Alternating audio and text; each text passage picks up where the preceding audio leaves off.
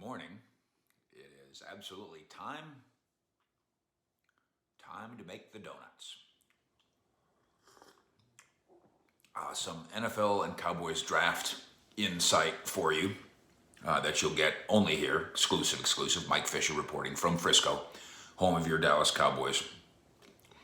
Everybody loves, and I'm talking about the whole league now, not just inside the building. Everybody loves the offensive lineman Sewell out of Oregon, and increasingly, everybody loves the Northwestern offensive lineman Slater.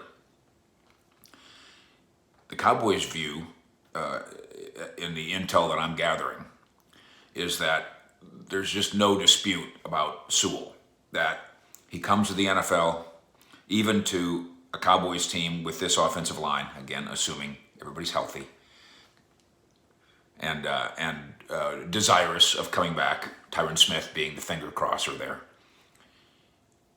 that Sewell rolls into the starting lineup in Dallas. Somehow, some way, maybe Sewell's the right tackle and Lyle Collins moves back to left tackle, whereas you'll remember that's where he began. And then, we've got Tyron, Sewell, Tyron Lyle, Zach Sewell, and then a battle at center. May the best man win. I've been working under the assumption that the Cowboys don't feel the same way necessarily about Slater. But in my conversations with Brian Broaddus, obviously, as you know, the former NFL scout, former Cowboy scout, he's run a room before in the NFL. He thinks that Slater also is on that same level of a guy that, number one, comes into a good offensive line and still starts as a rookie, and that number two could kick inside. So you get to 10, and now let's use Dane Brugler, friend of the program, of course. Let's use his logic as he puts together his latest mock draft. Dane has Sewell going, I believe, 4th overall. Okay, that's the end of that debate. The Cowboys don't have to concern themselves with that as they sit at 10. And then Dane goes through it, pick by pick. Where are we going? And he gets to 10, and still sitting there is Rashawn Slater, offensive tackle / offensive lineman, Northwestern. Gigantic man, athletic enough, and according to Brian Broaddus, ready to play now. Tackle or guard on a good team. But also in Dane's mock, the cornerbacks still sit there. And his list of cornerbacks that still sit there at 10 are led in many minds by Patrick Surtain, the son of a former NFL Pro Bowler, and is certainly a star coming from an Alabama program where if you start, you're good. If you start, you're probably a star.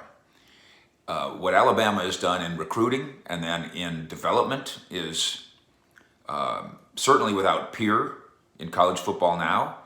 There's not many precedents for what they do. If you're the 5th string running back at Alabama, you're a couple injuries away from winning the Heisman. And so here comes Patrick Surtain out of Bama, a guy who there's some very good comparisons, very good comps. One of them is to Byron Jones. You know, what if you could lose Byron Jones because you didn't want to pay him $15 million a year, struggle for a year, but then come back and draft Byron Jones Jr., not to mention Patrick Surtain Jr. Not bad. Let's go back to Brian Broaddus' evaluation of these cornerbacks. Brian doesn't think Surtain is the best of the threesome that also includes Farley and Horn. Horn, by the way, another son of a former NFL star, J.C. Horn. And Joe Horn was his dad. You remember him in New Orleans, the wide receiver. So pick your favorite cornerback. In Brugler's case, why can't I say that? In Dane's case, he matches the Cowboys with Surtain. Broaddus is saying in that circumstance among the cornerbacks, and I think Jeffrey Kavanaugh echoed this too in our conversation, give me somebody besides Surtain. I think they'd be happy with Horn. So one option, you get to 10, and you're sitting there and you're looking at the offensive lineman, Slater, and let's say 2 of those cornerbacks are still there. Let's say it's Surtain and Horn. Okay, so you got 3 guys that you like. 3 guys that you think, because I think we can all agree that Surtain steps in here and starts. Now remember, you have 3 starting cornerbacks in today's NFL. So Anthony Brown is a starting cornerback, friend of the show, and Trayvon Diggs is a starting cornerback, and then if you draft a cornerback at 10, then he's a starter too. So Surtain rolls right in here and starts. If Broadus is right, Horn rolls in here and starts. Farley, same thing. You got that collection of corners, and then in this scenario, you have Slater also sitting there. Well, the first thing you have to think about if you're playing the asset management game is, okay, we're at 10. We have 4 guys we like.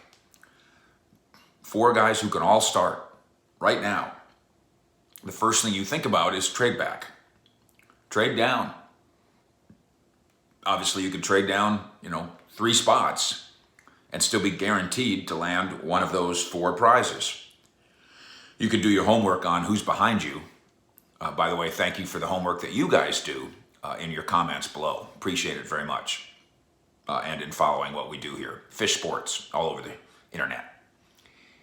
You can move down and you could do even more homework to discover that, the team at 11 doesn't want, they're going to go another way. The team at 12 is going to pick a wide receiver. That can be part of your gauge as you move down. Or a lot of people argue, step to the plate, don't get fancy, don't try to outsmart anybody, just pick your guy.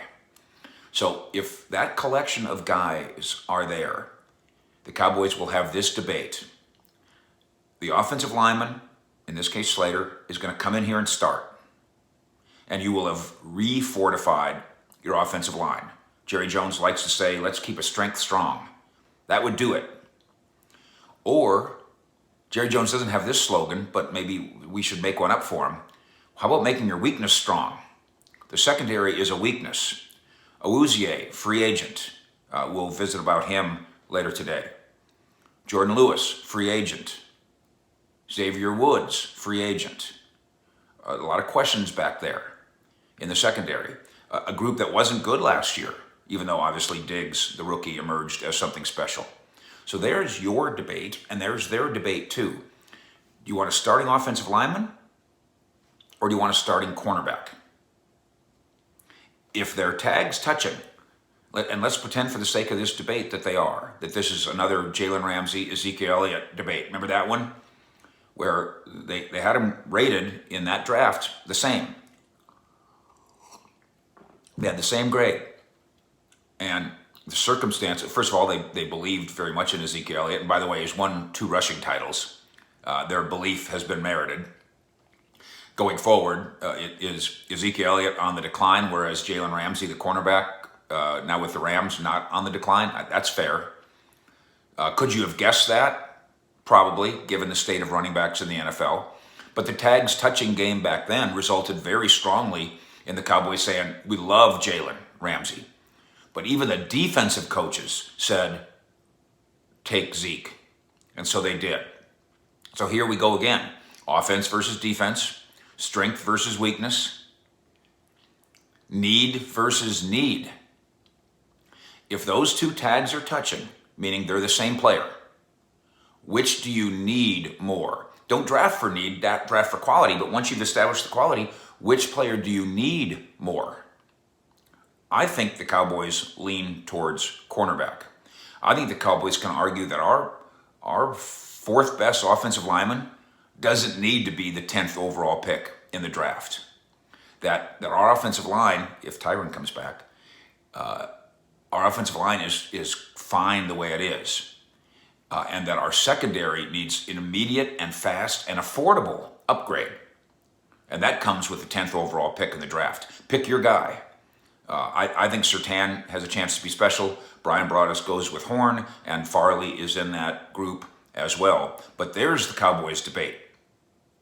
Sit at 10 and pick a starting offensive lineman or a starting cornerback. We should mention, not that I haven't done it enough, whatever Tyron's fate is, however he's feeling, you'd sure like to know it before the draft, because that changes everything. If Tyron Smith for some reason says, man, I'm tired,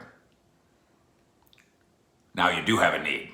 Now you have a need at the most important position in the offensive line and one of the three most important positions in football, at left tackle. That changes the debate. But for now, let's work on the assumption that Tyron at age 30 is coming back, and let's focus on a fascinating Cowboy draft debate that is about more than just want versus need, more than just quality versus money. It's really head-to-head. Do the Dallas Cowboys need a starting rookie offensive lineman, or do the Dallas Cowboys need a starting rookie cornerback? Let's have some fun with that in the comments, and check back with us a few times today, because we'll be all over the Cowboys and the rest. Fish out.